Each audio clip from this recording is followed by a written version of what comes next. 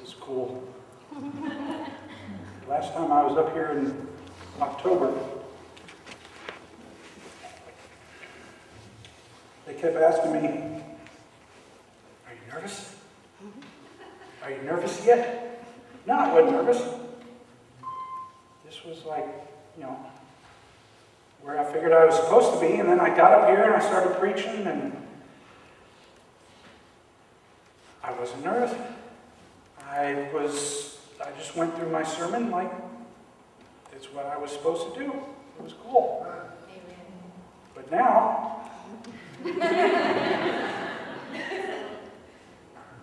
all day yesterday I was excited. I couldn't wait for Sunday night to come so that I could get back up here again and do what God has told me to do. And it seems that God talks to me a lot. That's a good thing, I guess. Because last time I was up here, I shared the sermon that God had talked to me on a drive home from my in-laws one Thanksgiving and told me, "I want you to preach a sermon." That's what I did. Well, a couple of years before I got out of the Navy, he was talking to me then too. And this was during a brief resurgence of what would Jesus do? And God asked me a question that took WWJD to a whole new level. He asked me one day, "What are you doing with the gifts I've given you?" I'll admit, at first, I just kind of blew it off. Yeah, I'm doing what I'm supposed to do. I figured that I was doing what I needed to do here in this church. God brought me here for a reason, so I must have been doing what I was supposed to do. But God kept asking me a question. I'd hear it several times a day for quite a few months. "What are you doing with the gifts I've given you?" And he wasn't going to just let me blow it off. And so I looked around and became more involved in the church than what I was doing. I did a little more at work than just coming in and going home and getting my paycheck on the 1st and 15th. I was obedient to what he was asking me to do, and he's honored that obedience. And since then, if there was anything that I should have been doing that I wasn't doing, I'd hear that question. "What are you doing with the gifts I've given you?" But this question is not just asked of me, but it's asked of all of us. And you're probably sitting there saying, "Wait a minute. No, God never asked me that question." But he has. Have you heard of the parable of the talents? Everybody's heard that parable, the rich man giving his servants large amounts of money? Well, he's asked you that question through that parable. And allow me to refresh your memories. Please stand. I'll be reading from Matthew 25:14 through 30. And you can follow along. I'll be reading from the Amplified translation. I'm kind of partial to that. Verse 14. "For it's like a man who was about to take a long journey, and he called his servants together and entrusted them with his property. To one he gave 5 talents, probably about $5,000. To another 2, and to another 1. To each in proportion to his own personal ability. Then he departed and left the country. He who had received the 5 talents went at once and traded with them, and he gained 5 talents more. And likewise, he who had received the 2 talents, he also gained 2 talents more. But he who had received the 1 talent went and dug a hole in the ground and hid his master's money. Now after a long time, the master of those servants returned and settled accounts with them. And he who had received the 5 talents came and brought him 5 more, saying, 'Master, you entrusted to me 5 talents. See, here I have gained 5 talents more.' His master said to him, 'Well done, you upright and faithful servant. You have been faithful and trustworthy over a little. I will put you in charge of much.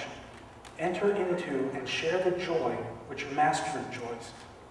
And he also, who had 2 talents, came forward, saying, Master, you entrusted me 2 talents.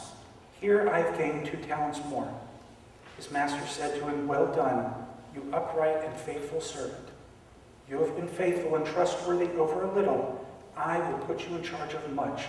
Enter into and share the joy which your master enjoys.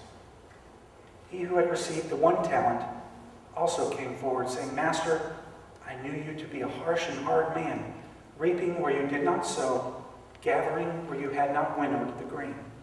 So I was afraid, and I went and hid your talent in the ground. Here, you have what is your own.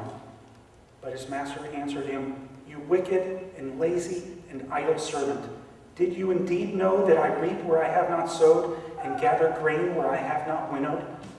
Then you should have invested my money with the bankers, and at my coming I would have received what was my own with interest. So take the talent away from him and give it to the one who has 10 talents. For to everyone who has will more be given, and he will be furnished richly, so that he will have an abundance. But from the one who does not have, even what he does have will be taken away. And throw the good-for-nothing servant into the outer darkness. There will be weeping and grinding of teeth. You may be seated. So let me set up the background for this parable. Jesus had just finished his righteous tirade, the 7 woes, against the Pharisees in the temple in chapter 23. That's when he called them a brood of vipers, blind men, hypocrites. And then in chapter 24, he comes out of the temple with his disciples, and he begins to talk to them about his return at the end of the age. He tells them about the tribulation, the false Christ, and most importantly, that they are not going to know, no one will know when he comes back. And, the disciples were feeling kind of bummed. They expected to be in on everything that he did. So in chapter 25, Jesus starts trying to lift their spirits a little, and he starts to tell them what the kingdom of heaven will be like at the end of the age when he's about to return. And here in this chapter, we've got the parables of the 10 virgins, the talents, and the sheep and the goats. He's trying to tell them how they can be prepared for when he comes back. But it's for us too. Here in 2009, he's trying to tell us how we can be prepared for when he finally comes back.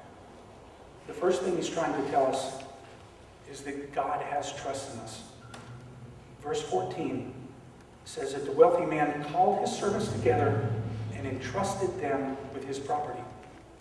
God, the wealthy man in this parable, has given each of us talents because he trusts us.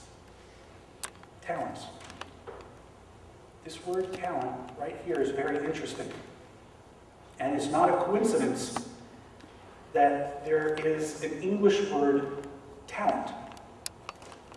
Paracelsus, a 16th century Swiss physician, and he's oftentimes referred to as the father of modern medicine, is believed to be the first one to take this word from Scripture and use it in reference to a person's mental ability.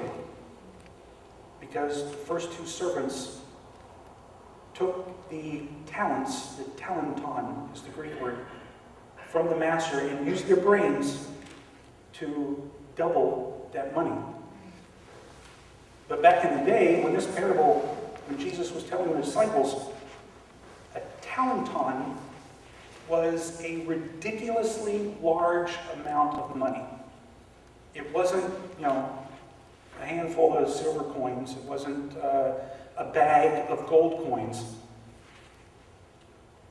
It was considered the weight in gold that a man could carry.